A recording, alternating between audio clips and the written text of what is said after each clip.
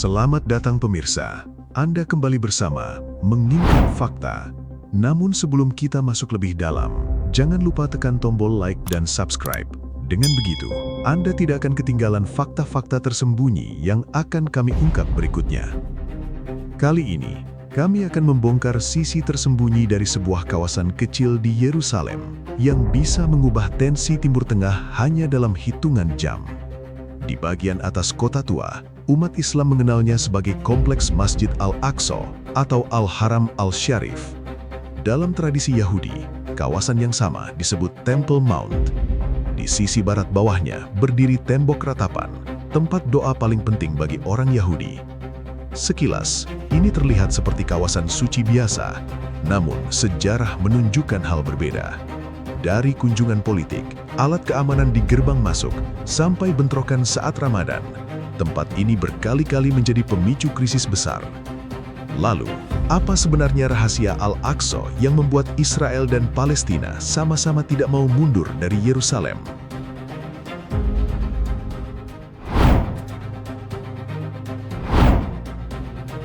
Di Yerusalem, ada satu kawasan kecil yang ukurannya tidak besar, tetapi pengaruhnya bisa mengguncang Timur Tengah dalam waktu singkat. Letaknya berada di bagian atas kota tua, sebuah kawasan bersejarah yang dikelilingi tembok kuno dan dipenuhi lorong sempit, gerbang batu, serta tempat ibadah dari berbagai tradisi. Bagi umat Islam, kawasan ini dikenal sebagai Kompleks Masjid Al-Aqsa atau Al-Haram Al-Sharif. Bagi orang Yahudi, dataran tinggi yang sama disebut Temple Mount. Di sisi barat bawahnya berdiri tembok ratapan, tempat doa paling penting bagi orang Yahudi. Jaraknya sangat dekat, tetapi maknanya dipisahkan oleh sejarah yang panjang, aturan yang ketat, dan luka politik yang belum selesai. Disinilah banyak orang sering salah paham. Masjid Al-Aqsa tidak hanya merujuk pada satu bangunan berkubah abu-abu. Dalam konteks konflik Yerusalem, Al-Aqsa sering dipahami sebagai kawasan suci yang lebih luas. Di dalamnya ada bangunan masjid, kubah batu, halaman besar, gerbang masuk, serta sejumlah ruang dan bangunan keagamaan lain yang menjadi bagian dari kompleks tersebut. Sementara itu, bagi tradisi Yahudi, lokasi yang sama punya hubungan kuat dengan ingatan tentang bait suci kuno. Karena itulah, Temple Mount tidak hanya dipandang sebagai tempat bersejarah, tetapi juga sebagai titik spiritual yang sangat penting. Di bawah sisi barat kawasan itu, tembok ratapan berdiri sebagai sisa dinding penahan yang berkaitan dengan kompleks suci kuno tersebut. Lalu ada satu lapisan yang jarang dibahas dalam penjelasan umum, yaitu Musholla Al-Marwani. Ruang besar ini berada di bawah sisi tenggara kompleks Al-Aqsa. Dalam sejarah barat, tempat itu pernah disebut Solomon's Stables. Nama ini sering terdengar misterius, seolah-olah ada bangunan Nabi Sulaiman yang masih utuh tersembunyi di bawah Al-Aqsa. Padahal sebutan itu populer dari masa Perang Salib, ketika ruang besar tersebut pernah digunakan sebagai kandang kuda. Kini, ruang itu dikenal sebagai Musholla Al-Marwani dan menjadi bagian dari kompleks Al-Aqsa. Keberadaannya membuat kawasan ini terasa semakin sensitif, sebab yang diperdebatkan bukan hanya bangunan di atas permukaan, tetapi juga ruang bawah tanah, sejarah kuno, pengelolaan tempat suci, dan kecurigaan tentang perubahan status kawasan. Pada 1967, setelah Perang 6 Hari, Israel mengambil alih Yerusalem Timur dari Yordania. Sejak saat itu, Yerusalem menjadi salah satu titik sengketa paling panas dalam konflik Israel dan Palestina. Bagi Israel, Yerusalem dipandang sebagai pusat sejarah Yahudi dan ibu kota negara. Bagi Palestina, Yerusalem Timur menjadi simbol identitas nasional dan harapan untuk ibu kota negara masa depan. Dari situ, lahirlah pengaturan yang dikenal sebagai status quo. Wakaf Islam yang terkait dengan Yordania mengelola sisi keagamaan kompleks Al-Aqsa, sementara Israel memegang kendali keamanan di sekitar kawasan. Umat Islam beribadah di dalam kompleks. Warga Yahudi dapat berkunjung pada waktu tertentu, tetapi tidak berdoa secara terbuka di area atas.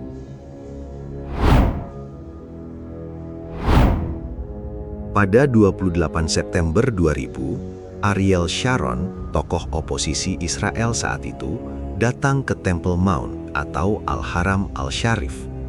Di atas kertas, kunjungan itu bisa disebut kunjungan politik biasa, tapi di Yerusalem, tindakan kecil seperti itu tidak pernah berdiri sendiri.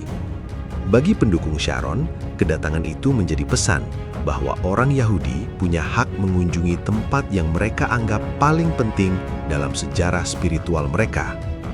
Namun, bagi banyak warga Palestina, momen itu terasa seperti tekanan terbuka. Apalagi saat itu, proses damai Israel dan Palestina sedang buntu. Rasa curiga meningkat dan suasana jalanan sudah mudah terbakar. Keesokan harinya, pada 29 September 2000, demonstrasi besar pecah di sekitar kawasan suci. Bentrokan meluas, korban mulai berjatuhan, lalu gelombang kekerasan menyebar ke banyak wilayah. Dari sinilah, Intifada kedua dikenal luas sebagai Al-Aqsa Intifada. Satu kunjungan berubah menjadi simbol perlawanan, kemarahan, dan runtuhnya kepercayaan politik yang sudah rapuh. Pola yang hampir sama muncul pada 14 Juli 2017. Pagi itu, 3 penyerang Arab Israel menembak mati 2 polisi Israel di dekat kompleks suci. Israel merespons dengan menutup sementara kawasan tersebut, lalu memasang metal detektor di pintu masuk. Dari sudut keamanan Israel, langkah itu masuk akal. Ada aparat tewas, senjata digunakan, dan pintu masuk harus diperketat. Tapi bagi warga Palestina, alat pemeriksaan itu tidak terlihat netral. Metal detektor dibaca sebagai tanda bahwa Israel mulai mengubah aturan akses dan memperluas kendali atas gerbang menuju Al-Aqsa. Ketegangan mencapai titik berbahaya pada 21 Juli 2017. Protes meluas, bentrokan pecah, dan 6 orang tewas dalam rangkaian kekerasan yang disebut sebagai salah satu eskalasi terburuk dalam beberapa tahun. Alat keamanan yang tampak sederhana berubah menjadi simbol besar tentang siapa yang mengatur jalan masuk ke tempat suci. 4 tahun kemudian, pada 10 Mei 2021, Yerusalem kembali menjadi titik api. Bentrokan terjadi di sekitar Al-Aqsa, sementara ketegangan di Sheikh Jarrah ikut memanaskan suasana. Di kawasan itu, sejumlah keluarga Palestina menghadapi ancaman pengusiran, dan isu tersebut membuat kemarahan publik semakin membesar. Pada hari yang sama, kelompok militan Palestina menembakkan roket ke arah Yerusalem. Israel membalas dengan serangan udara ke Gaza. Dalam waktu singkat, krisis lokal berubah menjadi perang terbuka. Roket ditembakkan ke kota-kota Israel, sementara serangan udara menghantam berbagai titik di Gaza. Peristiwa 2021 memperlihatkan bagaimana Al-Aqsa bisa menjadi penghubung banyak kemarahan sekaligus. Ada isu tempat suci, ada persoalan warga Palestina di Yerusalem Timur, ada respons militer Israel, dan ada Hamas yang masuk dengan narasi pembelaan Yerusalem. Dari 2000, 2017 hingga 2021, polanya terlihat jelas. Di kawasan ini, kunjungan, gerbang, dan bentrokan tidak pernah menjadi peristiwa lokal. Semuanya bisa berubah menjadi pesan politik yang dibaca berbeda oleh setiap pihak.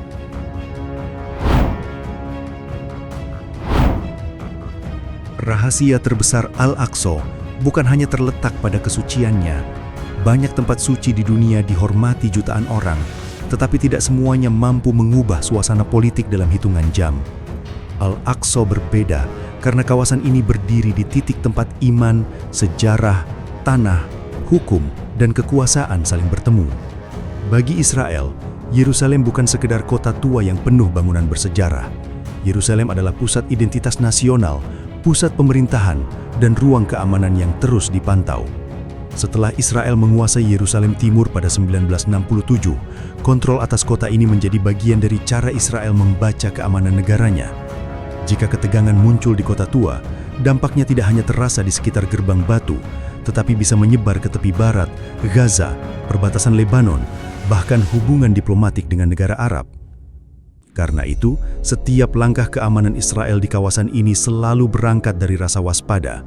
Pemeriksaan, pembatasan, penutupan sementara atau penempatan aparat biasanya dijelaskan sebagai upaya mencegah serangan dan menjaga ketertiban. Tetapi di sisi Palestina, tindakan yang sama sering dibaca dengan makna berbeda, bukan hanya sebagai prosedur keamanan, melainkan sebagai tanda bahwa ruang mereka di Yerusalem semakin ditekan. Disinilah titik paling rumitnya. Satu tindakan bisa memiliki dua arti yang berlawanan. Israel melihat pengamanan, Palestina melihat pembatasan. Israel melihat pencegahan, Palestina melihat perubahan kendali. Israel melihat hak kunjungan, Palestina melihat ancaman terhadap status quo. Bagi warga Palestina, Al-Aqsa bukan hanya tempat untuk beribadah. Ia menjadi lambang keberadaan mereka di Yerusalem Timur. Maka ketika akses dibatasi, tokoh politik Israel datang, atau aturan masuk berubah, banyak orang Palestina merasa posisi mereka sedang digeser perlahan. Perasaan ini mudah menyebar karena Al-Aqsa tidak berdiri sendiri. Ia terhubung dengan memori pengusiran, pendudukan, permukiman, dan masa depan negara Palestina. Lapisan bawah seperti Musalla Al-Marwani ikut membuat kecurigaan makin tajam.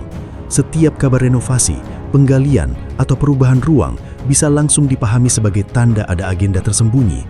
Di wilayah normal, pekerjaan bangunan mungkin hanya dianggap urusan teknis.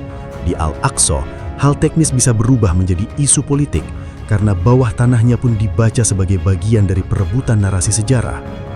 Yordania juga punya kepentingan penting. Melalui wakaf Islam, Yordania memegang peran historis dalam pengelolaan keagamaan kompleks itu. Karena itu, perubahan kecil di sekitar Al-Aqsa bisa langsung menjadi urusan diplomatik. Jika status quo dianggap berubah, Aman tidak bisa diam sebab legitimasi Yordania di dunia Islam ikut tersentuh. Peristiwa 28 September 2000, 14 Juli 2017, 21 Juli 2017, dan 10 Mei 2021 menunjukkan satu benang merah. Yang memicu ledakan bukan hanya aksi fisik di lapangan, tetapi tafsir politik di baliknya. Kunjungan menjadi pesan kedaulatan, metal detektor menjadi simbol kontrol, bentrokan Ramadan menjadi bahan bakar perang Gaza. Maka, rahasia Al-Aqsa terletak pada simbol kendali. Siapa yang boleh masuk, siapa yang mengatur pintu, siapa yang menjaga halaman, siapa yang menentukan aturan, dan siapa yang dianggap punya hak atas masa depan Yerusalem. Di titik sekecil itu, Israel mempertahankan keamanan dan klaim sejarahnya. Palestina mempertahankan identitas, martabat, dan harapan politiknya. Yordania menjaga peran religiusnya. Dunia Islam memantau simbol sucinya. Dari sinilah kawasan ini terus menjadi barometer paling sensitif, karena perubahan di sana sering dibaca bukan sebagai kejadian lokal, melainkan sebagai sinyal arah konflik berikutnya di Timur Tengah. Pada akhirnya, Masjid Al-Aqsa bukan hanya soal bangunan suci di tengah kota tua Yerusalem. Ia adalah titik pertemuan antara iman, sejarah, keamanan, dan perebutan masa depan. Di satu sisi, Israel melihat Yerusalem sebagai pusat sejarah dan kedaulatan yang tidak bisa dilepaskan. Di sisi lain, Palestina melihat Al-Aqsa dan Yerusalem Timur sebagai simbol identitas, martabat, dan harapan negara mereka. Karena itulah, setiap gerbang, setiap kunjungan, setiap pembatasan, bahkan setiap ruang di bawah kompleks suci itu bisa berubah menjadi sinyal politik yang sangat besar. Apa yang terlihat kecil di permukaan seringkali menyimpan makna jauh lebih dalam. Dan selama status Yerusalem belum menemukan titik yang benar-benar diterima semua pihak, Al-Aqsa akan tetap menjadi salah satu kawasan paling sensitif di Timur Tengah.